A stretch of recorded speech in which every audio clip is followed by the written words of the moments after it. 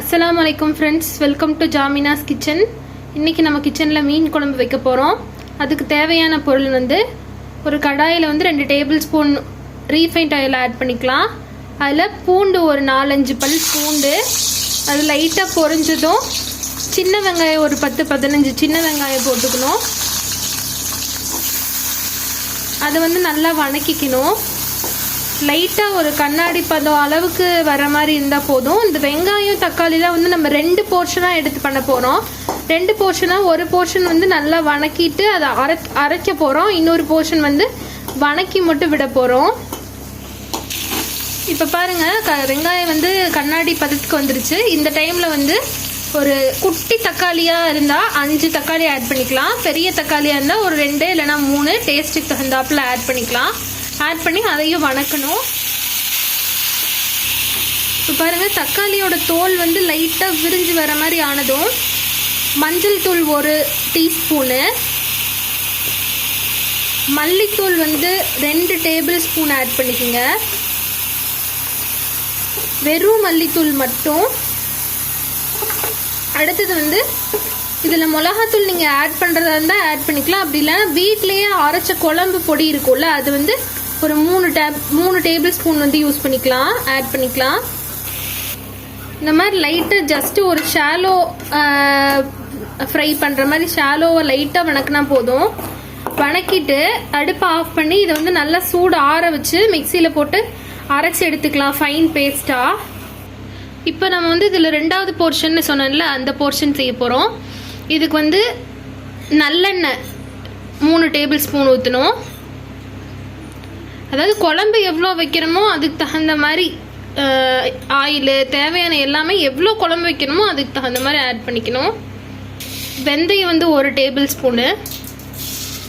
வெந்தயம் போட்டு பொரியணும். லைட்டாக அதோட கலர் சேஞ்ச் ஆகக்கூடாது, ரொம்ப கருத்து போயிடக்கூடாது. கருவேப்பிலை ஆட் பண்ணணும். அடுத்து சின்ன வெங்காயம் வந்து சின்னதாக கட் பண்ணி வச்சுருக்க வெங்காயம் போடணும். அதில் பூண்டு கொஞ்சம் போடணும். ஒரு 4-5 பல் பூண்டு போடணும். வெங்காயம், சின்ன வெங்காயம் மறுபடியும் இதில் ஆட் பண்ணிக்கணும். இது வந்து முன்ன மாதிரி இல்லாமல் இது நல்லா வணங்கணும். மறுபடியும் இதில் வந்து தக்காளி ஆட் பண்ணிக்கணும். அதில் நம்ம எத்தனை தக்காளி போட்டோம்? 5 தக்காளி குட்டி குட்டியாக போட்டோமா, அரைக்கிறதுக்கு எடுத்துட்டோமா. இதில் வந்து ஒரு 2 தக்காளி மட்டும் போட்டுக்கலாம்.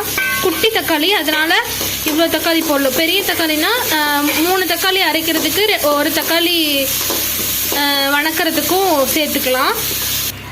இப்போ இந்த வெங்காயம் தக்காளி இதெல்லாம் வணங்கிடுச்சு.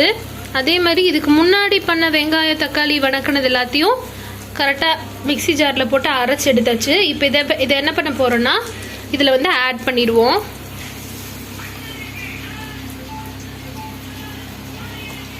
போட்டுட்டு தேவையான அளவுக்கு தண்ணி ஊற்றிக்கணும். இந்த ஜாரில் கொஞ்சம் கொஞ்சம் இருக்கும்ல, அதெல்லாம் சேர்த்து கழுவி நல்லா இதில் ஊற்றிக்கலாம். ஊற்றிட்டு நல்லா கிளறி விட்டுக்கலாம். கிளறி விட்டு உப்பு போட்டுக்கணும். கல்லுப்பு தேவையான அளவு போட்டுக்கணும். போட்டு புளி ஒரு லெமன் அளவுக்கு எடுத்து வச்சுருக்கேன். புளி தண்ணி கரைச்சி வச்சுருக்கோம். இதை வந்து மீன் குழம்புல ஆட் பண்ணிக்கலாம். புளி தண்ணி தான் ரொம்ப முக்கியம் இல்லையா. இப்போ வந்து நல்லா கொதிக்க விட்டுறலாம். குழம்பு நல்லா பச்சை வாசம் போகிற அளவுக்கு நல்லா கொதிக்கட்டும். குழம்பு நல்லா கொதிச்சிருச்சு. இப்போ வந்து தேங்காய் அரைச்சதை ஊற்றிடலாம். குட்டி ஜாரில் ஒரு 1/2 ஜார் ஊற்றலாம், இல்லைன்னா 1/2 மூடி தேங்காய் யூஸ் பண்ணலாம். இவ்வளோ குழம்புக்கு கொத்தமல்லி தழை போட்டுக்கலாம். மேலால் போட்டு நல்லா கிளறி விட்டுக்கலாம் வாசத்துக்காக. குழம்பு நல்லா கொதிச்சு வந்துருச்சு. கொதிச்சு வரும்போது மீன் போட்டுடலாம். நாங்கள் இன்னைக்கு பாறை மீன் தான் யூஸ் பண்ணியிருக்கோம்.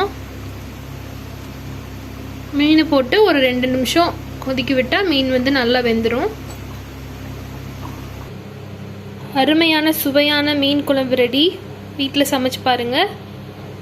பிடிச்சிருந்தா ஷேர் பண்ணுங்கள், சப்ஸ்கிரைப் பண்ணுங்கள், லைக் பண்ணுங்கள். தேங்க்யூ.